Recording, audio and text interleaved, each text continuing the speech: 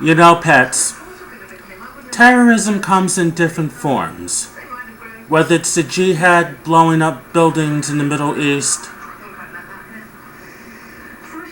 the Tea Party cult trying to overthrow the US government,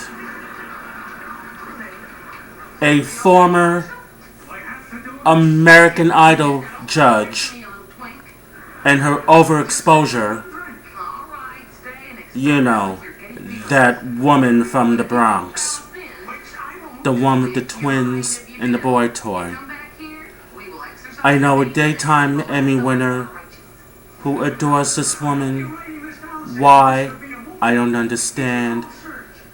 But for reasons known only to him. Which brings me to the point of this video. There is a new act of terrorism that not that many people know about, and it's been going on for the last 4 decades. It is called the dissolution of a beloved genre known as the daytime soap opera. Over the last 40 years, we have seen many beloved daytime dramas leave the air. Many of them have been on the air for 10 years or more.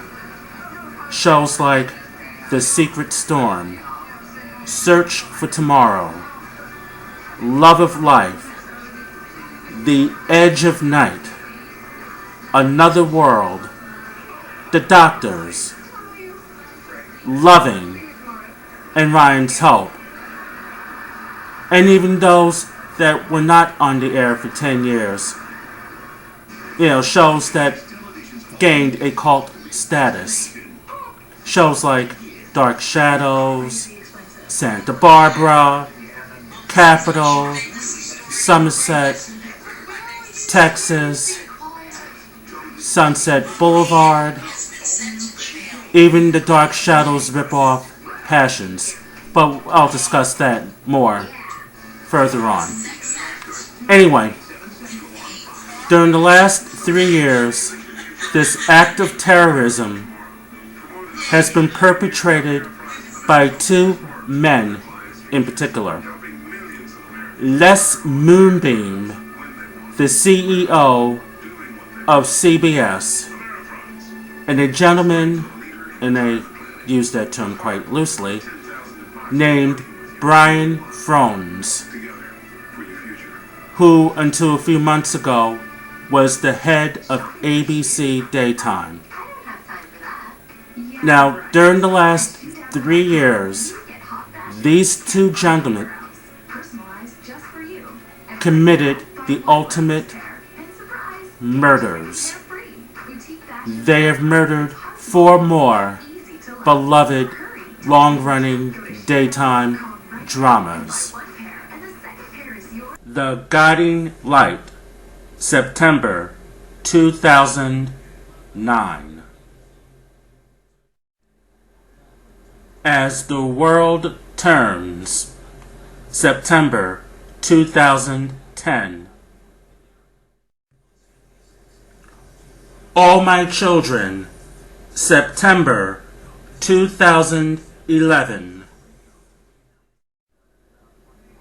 One Life to Live, January 2012.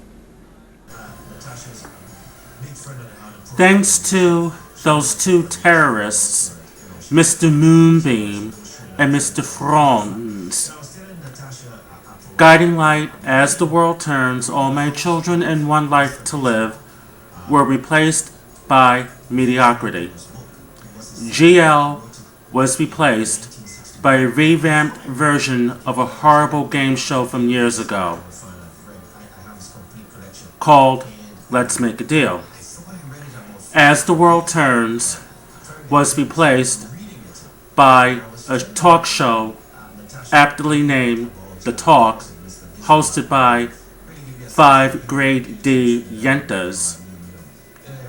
All My Children was replaced by a low-rent cooking show called The Chew.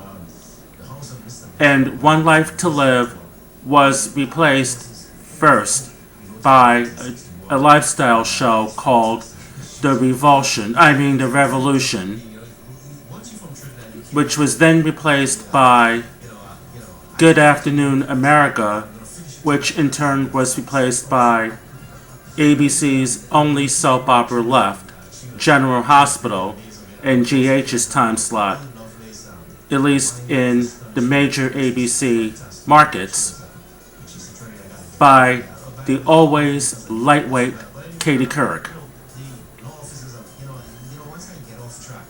Now, there are 4 daytime dramas left. ABC's previously mentioned GH, General Hospital, NBC's Days of Our Lives, and CBS's The Bold and the Beautiful and The Young and the Restless. And their other daytime programming, at least on the 3 networks anyway, consists of ABC's the previously mentioned Chew, Katie Couric, and their long-running talk show, The View. NBC has Days and 2 extra hours of the Today Show, the last hour hosted by Candy Ass Gifford and that Eileen Huda chick discussing their private parts. God help us. And CBS has the previous mentioned 2 soaps, Y&R and B&B, and the previously mentioned game show, Let's Make a Deal, and the long-running game show, The Price is Right, which hasn't been the same since Bob Barker left. And the rest of the daytime TV landscape consists of syndicated programs, mainly talk programs like Ellen DeGenerate, Wendy O. Williams, Ricky Lake, Dr. Wizard, Dr. Phil, and some chick named Beth Ann or Bethany or Brittany or she's some reality show bimbo. And the courtroom shows. The People's Court, Judge Mathis, Judge Joe Brown, the other court shows I don't know the names of, and of course, Judge Judy. Personally, I think Judge Judy should take over the networks. We would still have our soaps. Going back to the soaps and their replacements. I would prefer to watch Papa Bauer give advice to his friends and family, or Kelly Nelson in his Speedos singing that sappy Anne Murray song to his true love, Morgan Richards. John Wesley Shipp is going to strangle me for that one. Not literally, but he's going to give me a what for that. We would prefer to watch them instead of Wayne Brady making an ass out of himself. We would prefer to watch Lisa and her many marriages and romances, or Holden and Lily dealing with their gay son Luke,